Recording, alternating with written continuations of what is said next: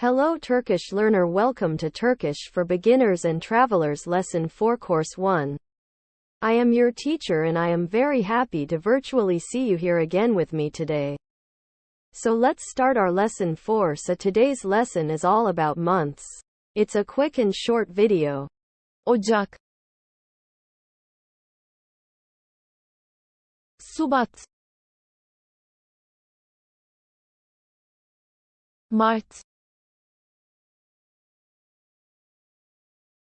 Nisan, Mayıs,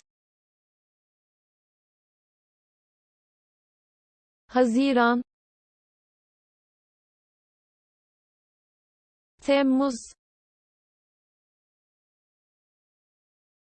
Ağustos, Eylül, Ekim, Kasım, Aralık.